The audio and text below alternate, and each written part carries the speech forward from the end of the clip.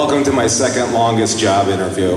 The first longest job interview took me over 2 years, but the prize was worth it. It's my wife, Susan, of 32 years, and she's here tonight. And I want to recognize her and all the other spouses and families of the candidates, because this is one of the hardest jobs we have to do right now. We've been out, some of us, for many months now, talking to people, getting the sense of what we can represent in Lansing. What are the people's concerns? What are they worried about? And looking around this crowd, I sense that there's people in here that have not only children, but possibly grandchildren and great-grandchildren. And the number one issue I hear is, what are they going to do? What are they going to do with their future, especially in Michigan? There's a dysphoria. People are moving away from Michigan, educated people, people with advanced degrees. They're going to states right now. My hope is, and I have a child that's overseas now and one that's going to college, my hope is that I can go to Lansing and create an environment, and a business-friendly environment in this state, so they'll come back here, raise their children, work, play, and retire, and revigorate this state. Somebody mentioned earlier about what about Social Security. The answer to Social Security, the answer to Medicare, and the answer to a lot of our issues is having a vibrant economy, having job creation, bringing people into the state, bringing people into the country to start new businesses, increase the size of the pie, instead of always fighting about a smaller and smaller piece of the pie. Our tradition in this country, in this state, is to make a bigger pie. My background started years ago in manufacturing. I spent over a decade in manufacturing, then I spent about a decade in finance. My final career was as an owner of a disaster restoration business. Now, some wag said, Tim, that's about the best background you could have for Lansing right now, is disaster restoration. But I bring a perspective of a lot of business experience, and I'm involved with the community. So I say I have the right experience to be the community voice in Lansing, for you. I'm also not under the influence, and I don't believe we can be under the influence of special interest groups. We need to take our values to Lansing. We don't need to go down to Lansing and bring their values back up here. So when we have a question about, earlier we had a question about how do you deal with lobbyists, I like the answer that one candidate gave. He says, well, they're always bringing you good information. But after they present their case, turn the tables and say, okay, now tell me why that's best for all the people in my district, or why that's best for the whole state. So obviously they're carrying information, obviously we have to listen to them, but we can't be under their influence. We have to be under the influence of the people I represent, which is the 105th, which is people right here. So that's my mission. I believe I can take that to Lansing. I'm experienced. I don't have a problem saying no. I don't have a problem telling people giving the hard facts. If there's a vote that you don't like, I will come and answer you. I will talk to you face to face or over the phone or via email, and I'll tell you exactly why I voted that way. If it's a disappointment to you, I'll at least face you and explain it. And I've always done that up here, and I've been, as I said, in local politics, and Mr. Hoadley's waving his red flag there, so I have to stop and I'd gladly take some questions, open the floor. I think I have, Mr. Hoadley, you have 7 minutes left? Okay, so. Some of the candidates are trying to take down to 6. We'll see what happens. Officially 7, though. So, do we have the wireless mic available? We're ready for questions now. We have the wireless mic available. So, okay, yep, there we go. We'll go ahead and walk that up right now. We'll take a few of those, and we also have some questions that have been sent up here as well. So let's go ahead and start with you, sir. Please get very close to that mic. You're even too. There you go. That's good. Thank you, Tim. I appreciate the chance to ask you this question first. I would hope the other candidates would also respond to it in some way. Public education has a very difficult road ahead of it, and in present condition has been more than a little bit created by the fact that over 23 tax cuts have been made to the original base that was committed to fund Proposition A. Across northern Michigan, legislators are quick to respond to the idea that downstate schools have an advantage over upstate schools because of the fact that they are funded at a higher level. But they never tell the public that 100% of the difference between the downstate schools in the Tri-County area and our outstate schools is funded by local property tax on those school districts without exception.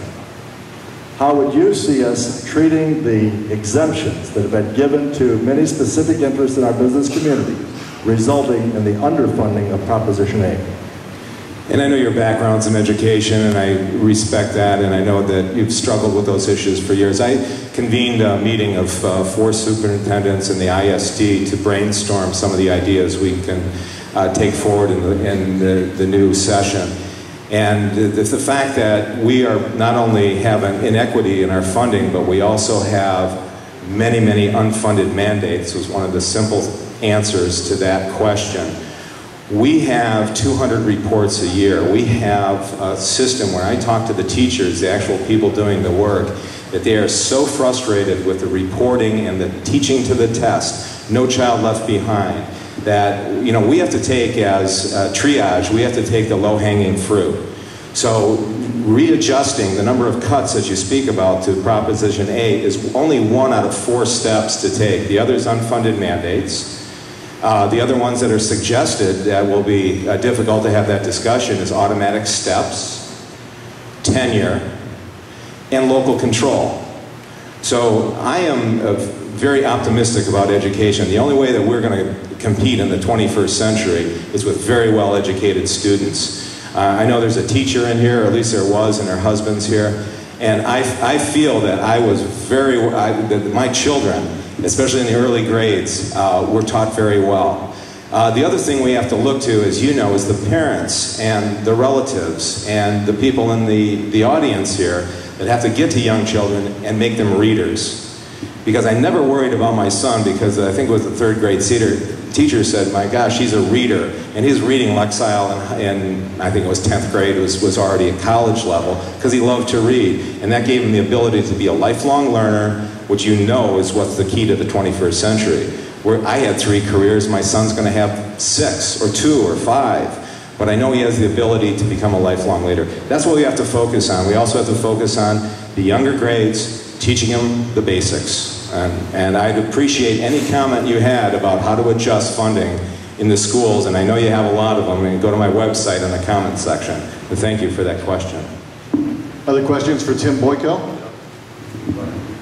I'd like to see adjustments in our property taxes go lower, because I think it's ridiculous the amount of money that we pay in property taxes for these schools, and then when there's an audit on the Detroit school system, there's 250 ghost school teachers that are being paid. I think it's time you guys looked at cutting expenses instead of always trying to figure out a way to raise our property taxes in order to pay for all these added benefits and so forth and so on that the common ordinary business owner never gets.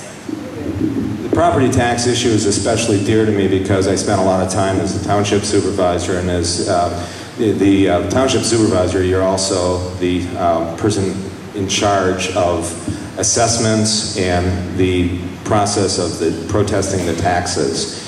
And I've heard this for many years. When Proposition A was created, they never expected a down real estate market.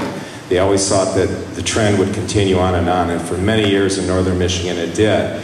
And the Proposition A, the Headley, actually protected you from your property taxes skyrocketing when the value of your land went up. But they never took into account the downside of it. So we're in a trap right now. We're in a trap created by the law of unintended consequences. And I know that, and I don't think it'll last forever, but as these prices coming down, they should stabilize, and at some point, I would like to eliminate the difference between the homesteads and the non-homesteads, revisit that whole Proposition A, but that's already baked into our cake, and I know exactly what you're talking about.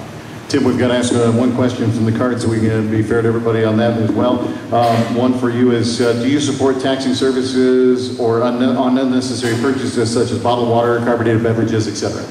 No, I think we tax services right now would be it would be absolutely the wrong move. What we have to do right now is move to a system that's open, transparent, and fair. One of the major proposals out there is the fair tax. We changed a long-standing tradition in the state with the single business tax. It had been tweaked and modified and special carve-outs for years.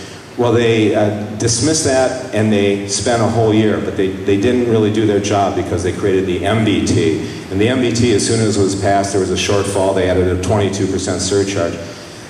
When we change our tax, we should do it for a decade. We need predictability, transparency, fairness. Sounds fair enough. We're at 7 minutes. You're going to be the next question on the next candidate because you've been accidentally skipped twice, and so unfortunately, just because of time constraints, hit you at the wrong moment. So we're going to move on right now. Thank you, Tim Boyko. Appreciate that. Tim Boyko, one of the Republican candidates for state.